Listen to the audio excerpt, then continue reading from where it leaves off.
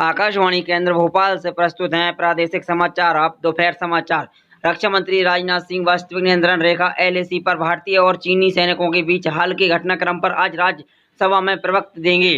प्रधानमंत्री नरेंद्र मोदी के जन्मदिन पर आज देश भर में कई कल्याणकारी कार्यक्रमों का आयोजन होगा। भारत, ब्राजील और दक्षिण अफ्रीका ने संयुक्त राष्ट्र सुरक्षा परिषद में समग्र सुधार का आग्रह किया। ट्रंप प्रशासन ने कोविड-19 वैक्सीन सभी अमेरिकी नागरिकों को निःशुल्क बांटने की योजना घोषित की। खेल मंत्रालय ने 8 राज्यों को खेलो इंडिया राज्य उत्कृष्टता केंद्र को उन्नत बनाने के लिए निर्णय लिया गया है। अब समाचार विस्तार से। रक्षा मंत्री राजनाथ सिंह पूर्व लद्दाख में वास्तविक नियंत्रण रेखा LAC पर भारतीय और चीनी सैनिकों के बीच हाल के घटनाक्रम पर आज राज्यसभा में वक्तव्य देंगे।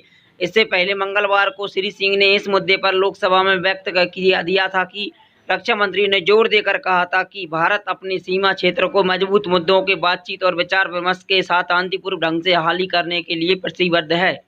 श्री सिंह ने कहा कि भारत का विश्वास है कि आपसी सम्मान और संवेदनशीलता पड़ोसी देशों के साथ शांतिपूर्वक संबंध बनाए रखने का आधार है। रक्षा मंत्री ने कहा कि भारत वर्तमान स्थिति को बातचीत के माध्यम से हल करने के प्रति गंभीर है। उन्होंने कहा कि भारत राजनीतिक और सैन्य प्रयासों के माध्यम से चीन के साथ भारत राजनीतिक और रासायनिक और सैन्य प्रयासों के माध्यम से चीन के साथ लगातार संपर्क बनाए हुए है।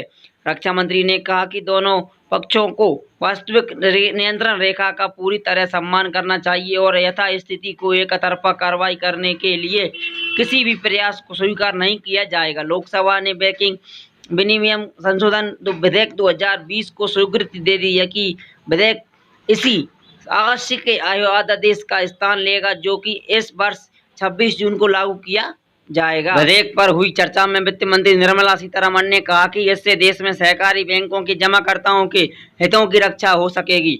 हम लगातार कोऑपरेटिव बैंक्स और स्मॉल बॉक्स में जिसके डिपोजिटर्स को बहुत तकलीफ हो रही है, उन डिपोजिटर्स के प्रोडक्ट्स के लिए और उनके इंटरेस्ट के प्रोटेक्शन के लिए कोऑपरेटिव सोसाइटी जो बैंक के नाते काम करते हैं, उनमें जो बैंक के नाम उपयोग करते हैं या ब्रोकर या ब्रोकिंग के काम करते हैं, उनको रेगुलेट करने के लिए इस बैंकिंग रेगुलेटरी एक्ट एडजस्टमेंट के द्वारा डिपोजिटर्स का प्रोटेक्शन के लिए अमेंडमेंट लिया जा रहा है।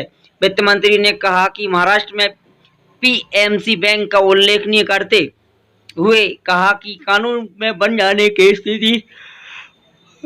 स्थितियों में छोटे जमाकर्ताओं के हितों की रक्षा की जा सकेगी। श्रीमती सीतारमण ने कहा कि कोरोना महामारी में भारतीय सहकारी बैंकों के वित्तीय स्थिति पर बुरा प्रभाव डाला है। उन्होंने बताया कि देश में 200 से 77 शहरी सहकारी बैंक खराब हालत में हैं और उन्होंने यह भी इनमें से व्यक्त किया 105 सहकारी बैंक नियमित निर्धारित राशि के लिए स्थिति में नहीं हैं, जबकि 47 की शुद्ध लगातार असमानता स्थिति में है। वित्त मंत्री ने कहा कि इस विधेयक में बैंकिंग विनियम अधिनियम 1949 की धारा 3, धारा 45 और धारा 56 में संशोधन बैंकों और वास्तविक वाणिज्यिकरण बैंकों में एक स्वरूप लगाई जा सकेगी। इस विधेयक से भारतीय रिजर्व बैंक सहकारी बैंकों के पुनर्गठन या विलय की योजना बना सकेंगे और जमाकर्ताओं के हित में सही प्रबंधन की व्यवस्था भी कर सकेगा।